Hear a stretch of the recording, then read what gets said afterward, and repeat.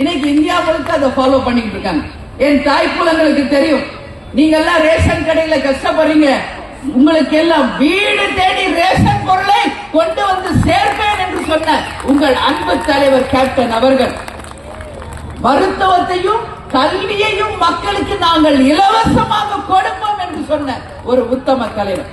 இன்னைக்கு மருத்துவமும் சரி, கல்வியும் சரி, இன்னைக்கு வியாபாரம் ஆயிடுச்சு, மிகப்பெரிய வியாபாரம்.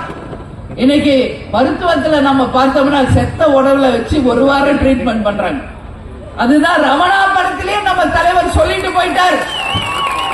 ரமணா படத்துல எப்படியெல்லாம் மருத்துவ கொள்ளை நடக்கிறது என்பதற்கு ஒரு உதாரண படம் ரமணா. அதே மாதிரி கல்வி கொள்கை, இன்னைக்கு கல்வின்னு எடுத்துக்கிட்டா ப்ரீகேஜி ஸ்டூடெண்ட்ல இருந்து இன்னைக்கு உயர்கல்வி படிக்கின்ற மாணவர்கள் வரைக்கும் இன்னைக்கு ஃபீஸ் கட்ட முடியல, இன்னைக்கு ஹாஸ்டல் ஃபீஸ் பண்ண முடியல, புக் வாங்க முடியல, யூனிஃபார்ம் வாங்க முடியல, எத்தனை பிரச்சனைகளை இன்னைக்கு சந்திக்கிறாங்க. இதையெல்லாம் கவனத்தில் கொள்ள வேண்டிய ஒரு அரசு என்ன பண்ணுது?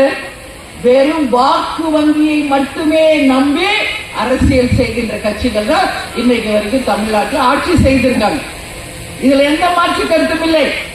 ஓட்டுக்கு காசு கொடுத்து மக்களை ஏமாற்றுவது, இல்லையா ஆண்களாக இருந்தா குவாட்டரும் பீரும் 100 சோறும் போட்டு உங்களை இன்னைக்கு ஏமாற்ற வேண்டிய.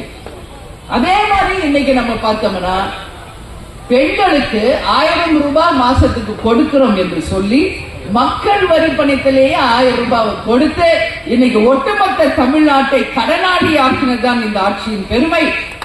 அந்த 1000 ரூபாய் இன்னைக்கு விற்கிற விலைவாசியில ஒரு வாரத்துக்குள்ளேயே காலி ஆயிடுது. மருத்துவ செலவு, படிப்பு செலவு, விலைவாசி உயர்வு, மளிகை ஜாமான், காய்கறி, இன்னைக்கு எத்தனை எல்லாம் விலைவாசி உயர்வு. அப்ப இந்த 1000 ரூபாய் கொடுக்கிறேன்னு சொல்லி பெண்களே மூளைச்சலவை செய்து ஏமாற்றி உங்கள் வாக்குகளை பறித்து உங்கள் கணவர்மான் மூலம் டாஸ்மாக் மூலம் அந்த 1000 ரூபாய் மாசத்துல 5000 ரூபாய் இந்த அரசு திரும்ப பெற்றுக் கொண்டிருக்கிறது.